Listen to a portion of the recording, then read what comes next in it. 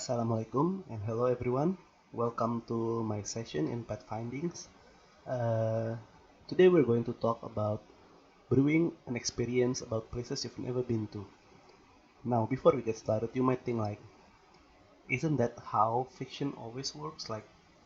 I mean, I'm sure Tolkien never went to Middle Earth, or maybe George R. Martin never went to Westeros. But for this session, we're going to focus on real places, cities, towns, countries on Earth that exist in real life, and how should we write about them if we never visited them ever? We never lived there, we never visited them. All we know of the place were from outer perspective. Like, how do we do that? And before we start, I would like to introduce myself. So my name is Mohammad Fahmi, but you can just call me Fahmi. I've been in the game industry for around 9.5 years now. It's almost 10 years. And I started out as an intern programmer at Gameloft before I moved to full-time game programmer and game designer. And then I switched job to game journalism in the local media, in Indonesian media, I mean. And in 2017, I joined Toge Productions as a marketing and PR before and then I still stay in Toge, but I at my job desk as a narrative designer or director for one of their projects called Coffee Talk. So yeah, I I'm the kind of person you might say that okay, what's his focus on? Yeah, I don't really have any focus, sadly. Uh, and so as a narrative designer, I've worked on a couple of games. Some of them are like game jams games.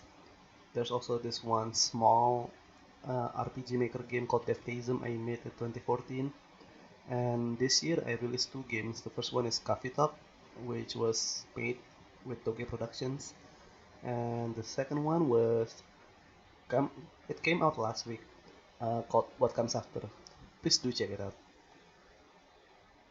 Um, so to simplify everything, I would like to just categorize our topics into four segments, into four important points.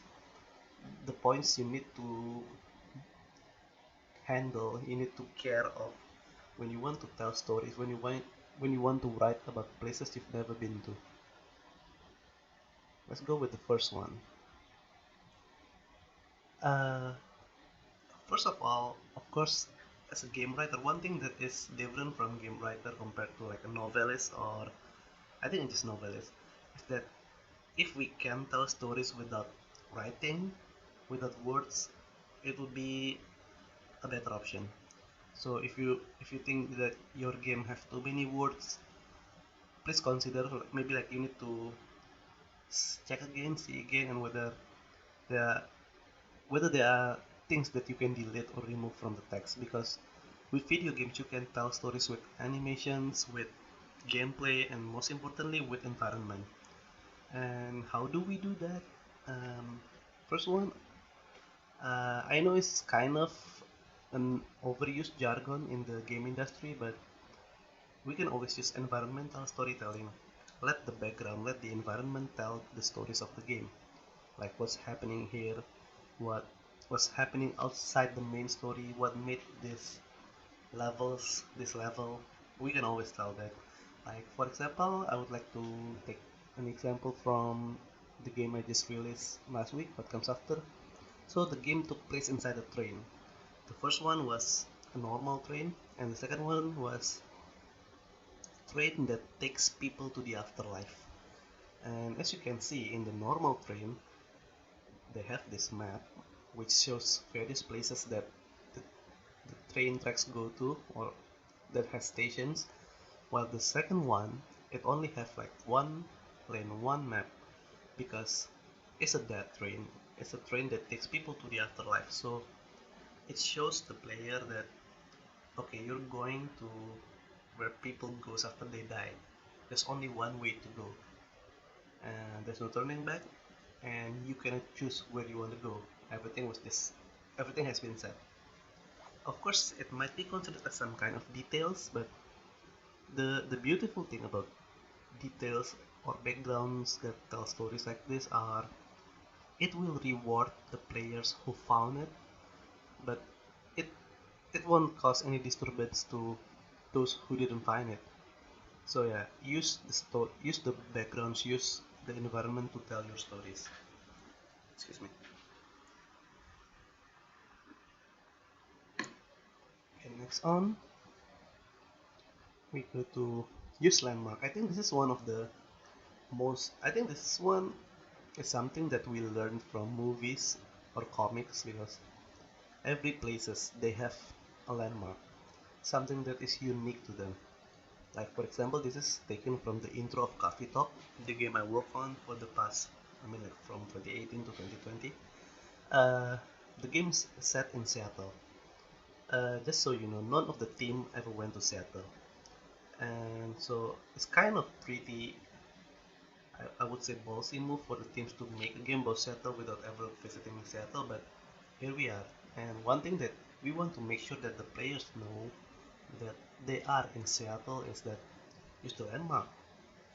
This thing is something that only exists in Seattle. That is the real thing. People associate this tower with with Seattle.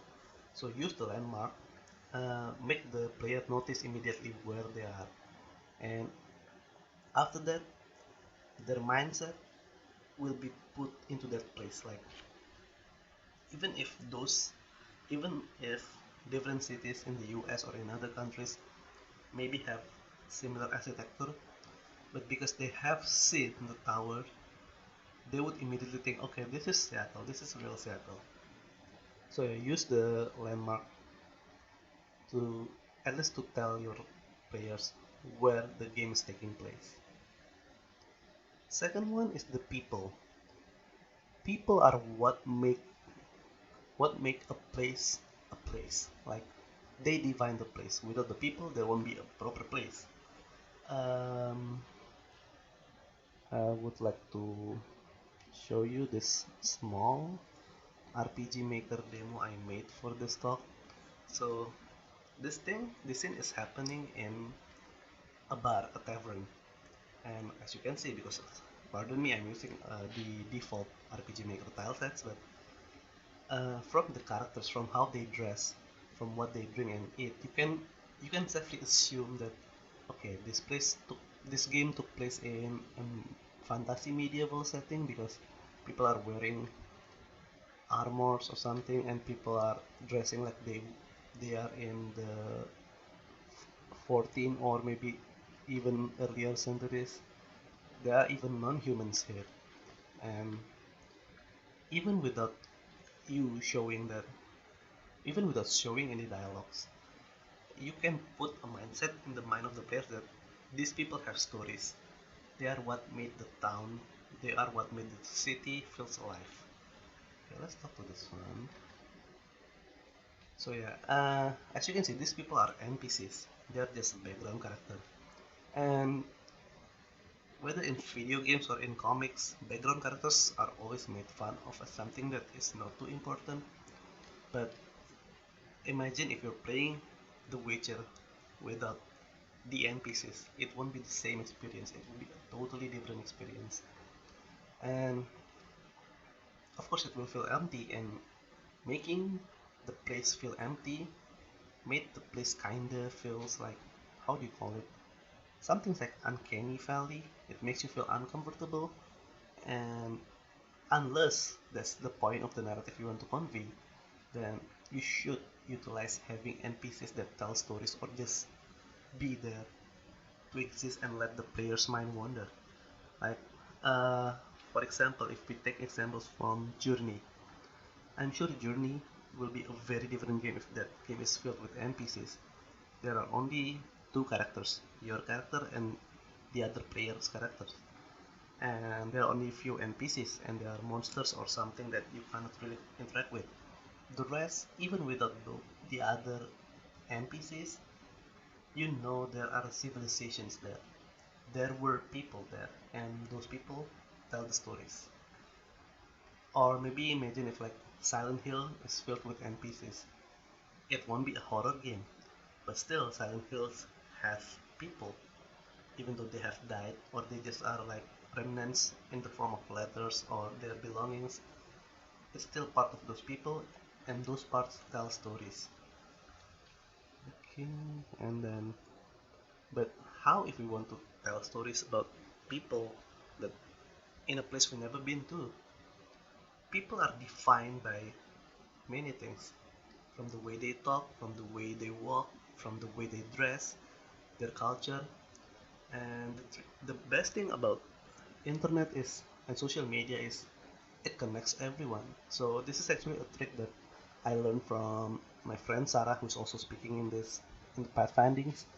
Uh, to know what's happening, or like whenever she want to go to a new place, a new town, she's checking out how the people live there by going to Instagram and search for the place like Seattle, Gancheon in Busan, or Bandung in Indonesia, and you can see how the people live there, how they look like, how they dress, how the place looks like, their lifestyle, what they do for their nightlife, what they do in daytime.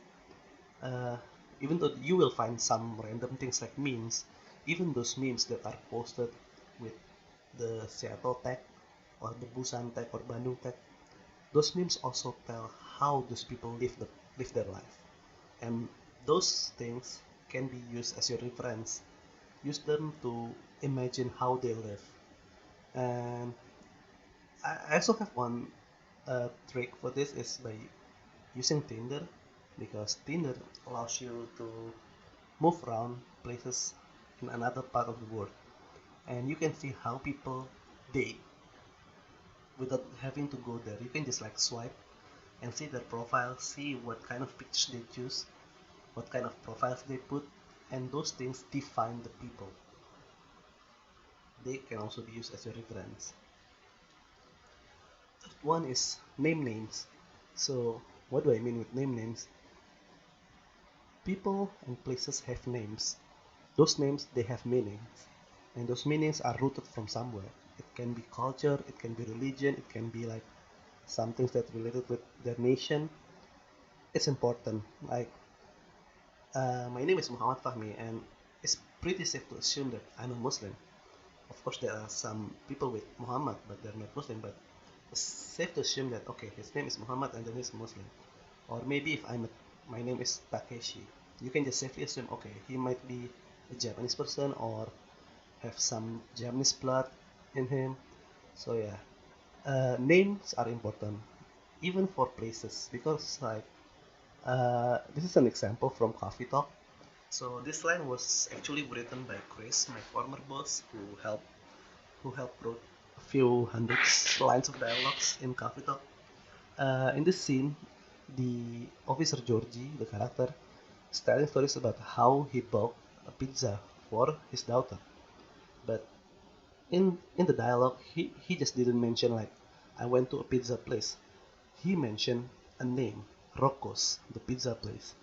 And the funny thing is, after the game is out, I got a DM from one of the player who said like it represents Seattle so much, and those things are. He even mentioned like, uh, how did you know about this place? Have you ever been to Seattle? No, I haven't been to Seattle. But how did you even know about a place like Rocco's? And the answer is we can also use another reference, and that thing is called Google. Yes, we just look for best pizza in Seattle and find the most interesting names and put them in the game, and it just a little bit make the game feels more real. It makes the game feels like even more Seattle than it was before. Of course, we cannot just name names randomly, because you need to make sure that those names are not copyrighted or anything. But I'm pretty sure mentioning them in a game, just in a line of dialogue, should be fine. But just make sure that it's something that's safe to put, but also make it real. Um, the last thing is don't be afraid to break the rules. Yes, we have talked about rules, we have talked about what you should do, but in the end, we're talking about your story. This is your story. Make your own rules and put something that's very personal to you, while referring to the previous points, and you will have your own stuff, like for example Coffee Talk. I'm pretty sure they don't have elf and orc in Coffee Talk in Seattle, but they have that in Coffee Talk and they fit just fine. You can do that to your game. Just first follow the rules and then don't be afraid to twist it a bit or a lot. That's all from me. Thank you so much for watching.